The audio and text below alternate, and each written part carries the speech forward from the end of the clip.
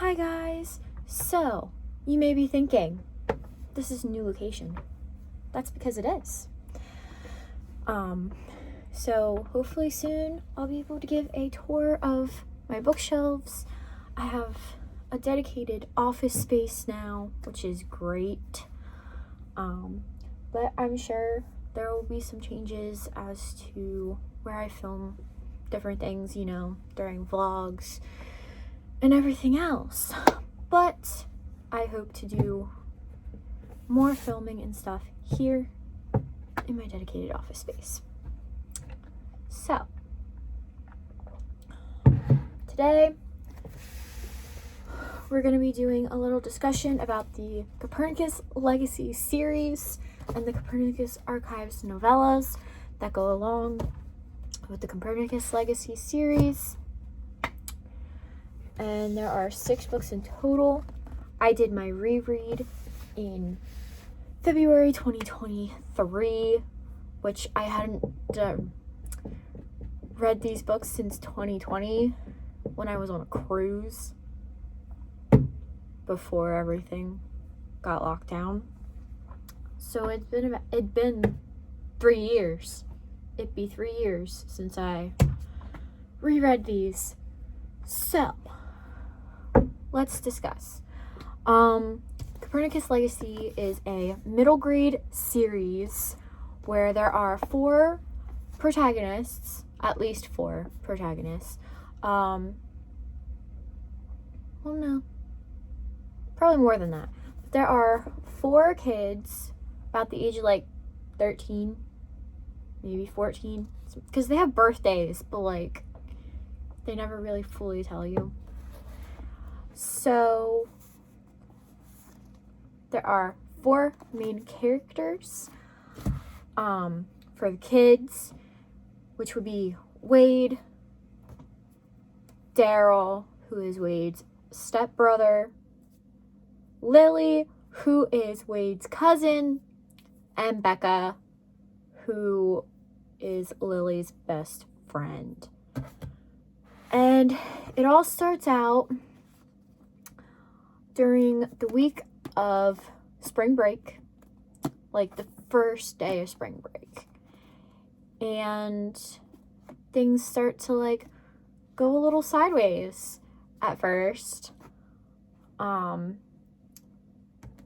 Which there was, so Wade's father, Roald Kaplan, he is an astrophysicist or something very, very close to that. He's an astrophysicist. So, and Wade also loves the stars. Well, Roald's former professor, Heinrich Vogel, he sends a coded email, and then they get word a day or so later that he's dead. So, and it was during that time when Lily and her friend Becca are dropped off at the Kaplan house because they were supposed to go on a trip, but that trip got canceled because of circumstances.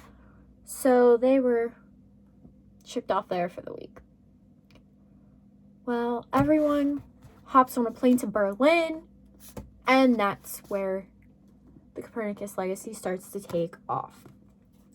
Now, you may think, Copernicus, it's ringing a bell, but it's not ringing a bell.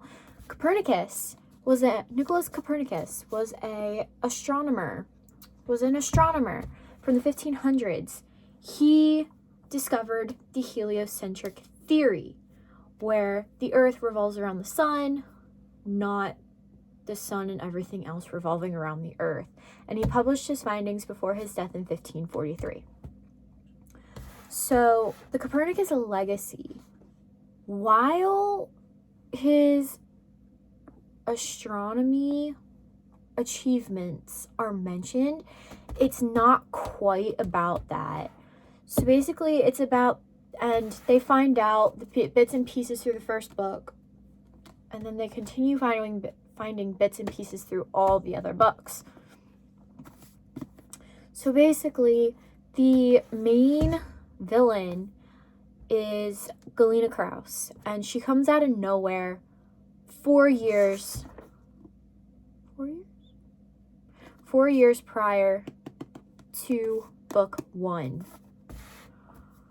We find out why she comes in book 4. Book 4 is actually where like everything picks up, most of the plot and action is happening, because there were originally supposed to be 6 novels and 6 novellas, but then Tony Abbott scrunched it down to 2 novellas, 4 novels, and 6 books. So he basically cut everything in half. So what didn't get put into its own book, like everything was jammed in book 4, which it works. It's good. It works. But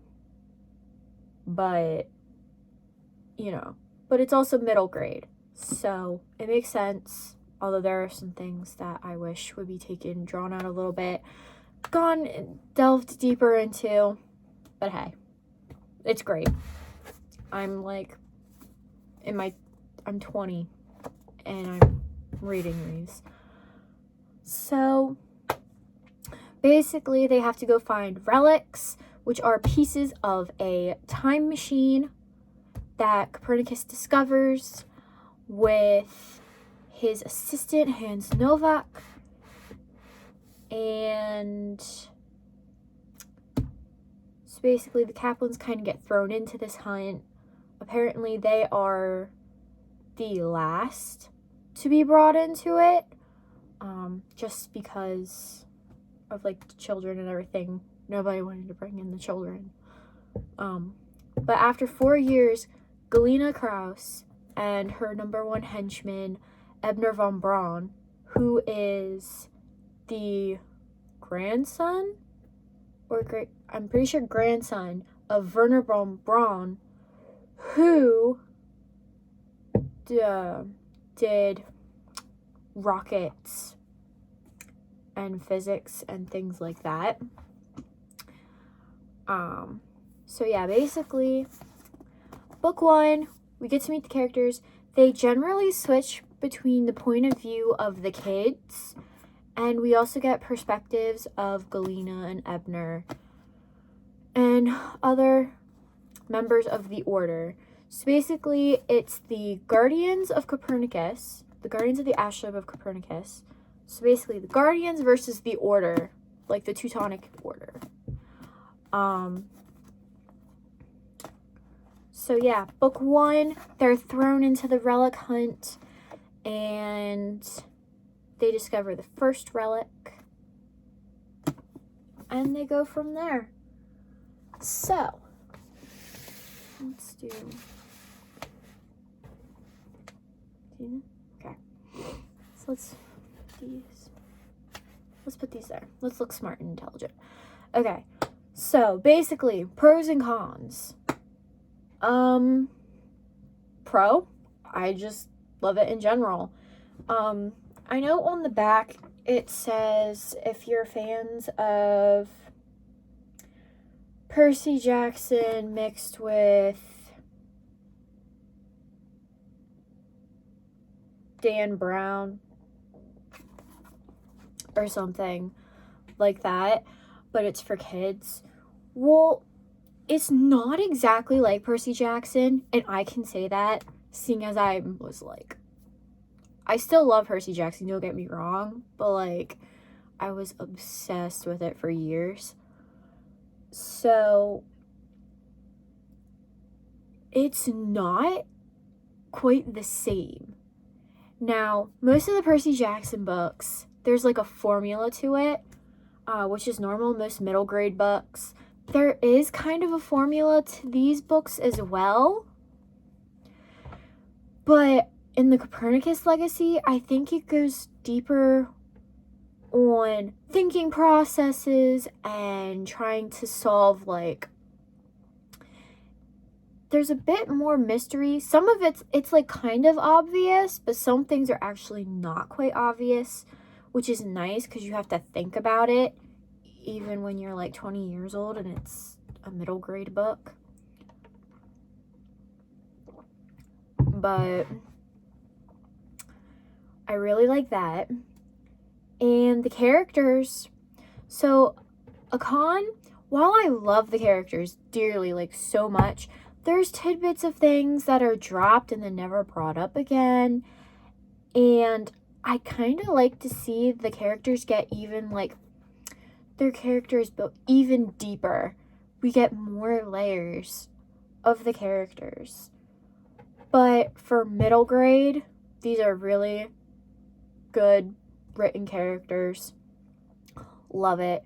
This series, I think, as another con, I'll throw in another con, it isn't really well known, which I think is a shame because of the fact it's so good. And like, you can tell within the different themes and everything, like everything, most of the themes and everything really shine through.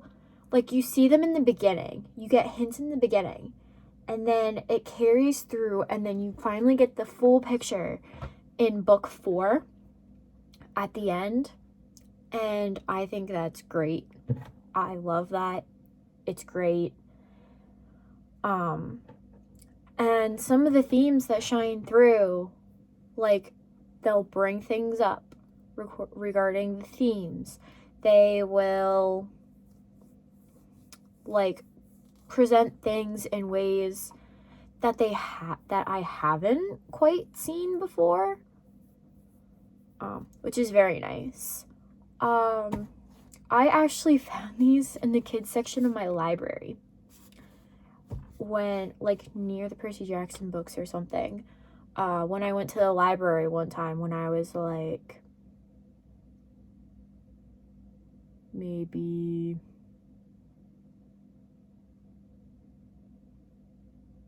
13 or so,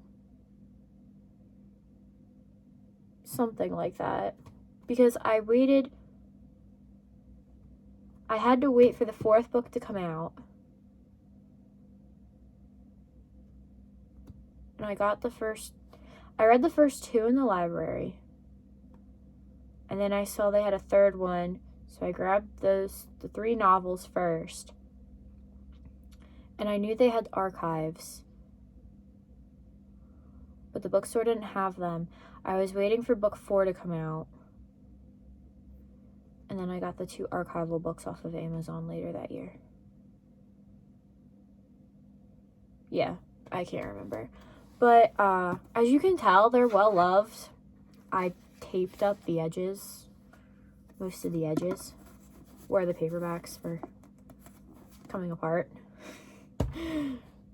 But basically, you also get to meet a whole bunch of characters from around the world, because it's not just in one little corner, it's the whole world. And you find out some, like, shaking revelations that, like, you just couldn't put them together until it was put together for you, which I loved. I loved that, because sometimes when you're an older reader reading middle grade, it's like you can pull things out really easily, and you're like, oh my god, I saw that coming a mile away. But for some of these plot twists, you didn't see them coming from, like, miles away. You literally had to be told and, like, given evidence. Like, you could suspect all sorts of different things, but then, like, boom, the final result is, like, something like, holy crap, this is something that I wouldn't have thought or even dreamed of putting together that way. So that was great. Those aspects are great. It's not all just in English either. This series, there are different... So Becca is, like, a language nerd. She knows lots of different languages, and meeting people around the world, some bits and words of different languages are also put into these books, which I am impressed by 100%, because some books don't do that, especially the younger you go. And I think that that's actually a really great quality to have. It just gives a little bit more depth. But yeah, so basically in the end, there's this thing called the Frombork Protocol throughout these books, and they're calling the protocol, like, so Guardians are being killed. Galena is killing Guardians because she wants what the Guardians are keeping for reasons that are revealed at the end. And the Frombork Protocol is enacted, which means they have to gather all the relics and destroy them. So, like, the Teutonic Order cannot get them at all. But there are the battle scenes for a middle grade book. They are somewhat realistic at a middle grade level, of course. It's not like a whole adult epic fantasy battle sequence going on where people are like getting their heads slashed off. It's not quite like that. No. It's not like that. But for middle grade, the battle scenes are pretty good. I think the only other middle grade battle scenes that would be just as good or even better would probably be the Percy Jackson scenes where they battle monsters and things like that. But what I do like is, like, these books start out with, like, the conceptions of, like, good versus evil, but then you find out, the more you read, especially towards the fourth book, that there's really just shades of gray. It's not, like, good, bad, but you find out, like, the bad people are doing these bad things for, like, what seems to be, like, a good and pure reason, and for that's one of the things that makes the series so good. So I know they're available on Amazon and different bookstores. I recommend, even if you're older, check these books out. They're great. So it would be the Copernicus Legacy and then the Copernicus Archives, which you don't have to buy the novellas, you don't have to buy the archives, because brief overviews are given in the books and the novels, if you just want to buy the novels. But if you want the full, complete story, I would recommend reading the novels, the novellas and the novels. But yeah, so this is my review on the Copernicus Legacy. And I will see you guys next time. Bye.